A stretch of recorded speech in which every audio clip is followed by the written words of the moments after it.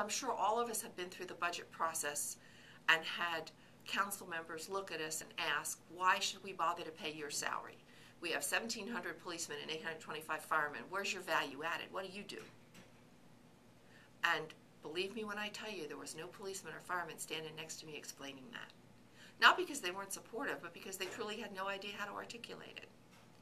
So the idea of the new Green Book is to try to provide knowledge at the top level of the organization. So when the city manager confronts the budget process and somebody says, well, nobody knows what the emergency manager does, just get rid of that job. The city manager immediately says, but I know very well what they do, and here's what they do. Every day they make sure CERT is happening. They either deliver it themselves or supervise it. Every day they make sure our emergency operations center is ready to be opened on a moment's notice. Every day they make sure our emergency operation plan for the city complies with federal requirements so we will get our money back in a disaster, and that the relevant members of the staff are in fact trained on that plan. Because what we learned in Katrina, the big lesson that really needs to be taken away from Katrina, is that because the city mayor had no idea what he was doing, he completely ignored his emergency manager and staff, who were highly professional, had an excellent plan, but the mayor's copy of the emergency plan was in the trunk of his car under 8 feet of water. So he took his 5 most trusted assistants, not one of which could spell emergency management, went to the 23rd floor of the Hyatt Hotel and invented emergency management with a cell phone. So none of us who are professional emergency managers will be the least surprised that it failed. It failed because none of the right people were at the table. It failed because it was done under pressure. It failed because it was all political. Now, we're not so naive, any of us, as to think that emergency management isn't political. Everything a city does has a political element to it. But the decisions have to be made independent of political ramifications until they get to the city council, who, in the light of day, with full transparency, have to let the community hear them say, well, we're not going to give any money to CERT because we don't think that's important. And then it's up to the citizens to say, excuse me, but my neighborhood counts on CERT. My neighborhood believes in CERT. That's not my job to make that decision. That's the city council's job. It's my job to be sure the plan's in place, the people are trained, the classes are available, that the knowledge exists in the community and in my organization. And my city manager needs to understand that to defend my position when the budget comes and it's a crunch and we're laying off 50-some firemen and 4 police officers and closing a fire station. When that level of budgetary challenge faces you, the only way the emergency manager is still there is if the city manager understands and appreciates that role. And so that's why the Green Book is so important, is it trains city managers across the country because it's one of the elective courses they can take as part of their certified city manager program. And people whose communities flood regularly or confront tornadoes and hurricanes regularly really don't have to have an explanation about why they need to understand emergency management.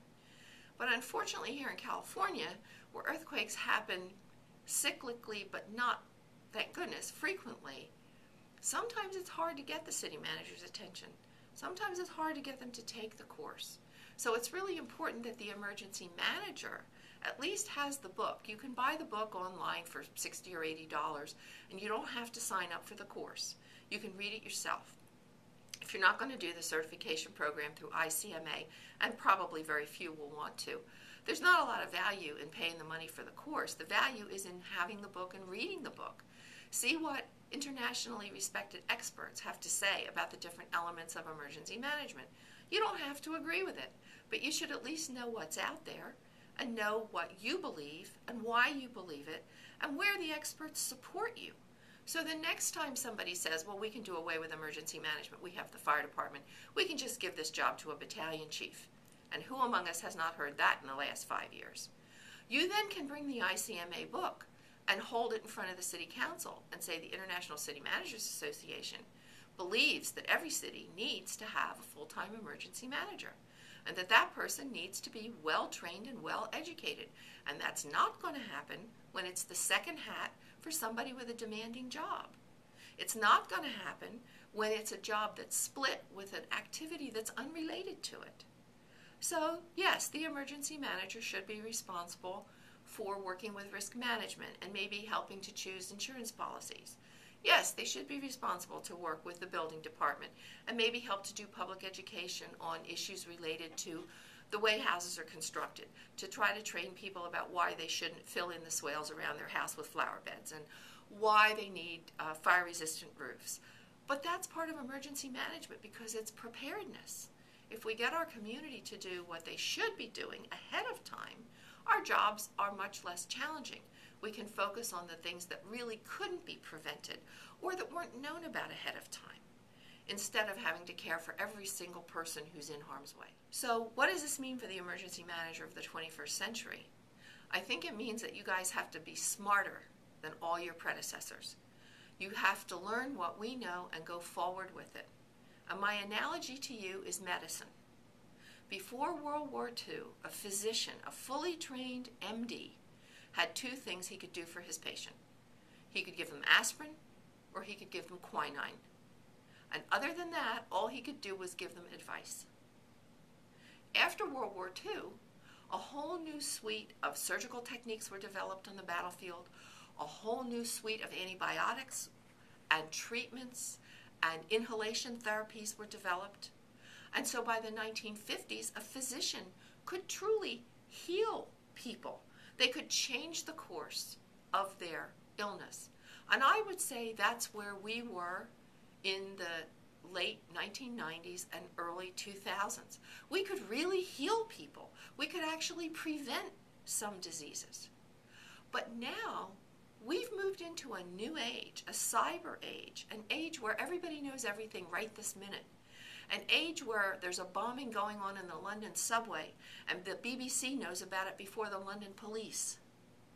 So what does that mean for us as emergency managers? What does it mean for you as the managers of the 21st century? It means, just like doctors, you need to study the old herbal preparations. You need to study the old treatments and preparednesses because a lot of them work just as well today. Aspirin and quinine still work perfectly for what they were designed for.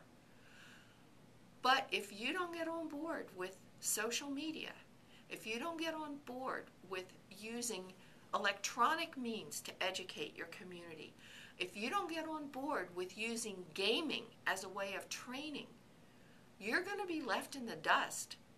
And we won't be able to keep moving forward as a society, as emergency managers, making ourselves safer because the rest of the world is moving that way. Last week I trained 25 auditors from China in program evaluation. They wanted to know about Katrina. They wanted to know why we didn't do a better job. They wanted to know what kind of program evaluation. They wanted to talk about Haiti. They wanted to talk about the earthquake they had in China and how I saw the differences among Northridge, the Chinese experience, and the Haitian experience, and why I thought they were different. The rest of the world is flat. Thomas Friedman is right. If you haven't read his latest book, Hot, Flat, and Crowded, you need to do that this weekend.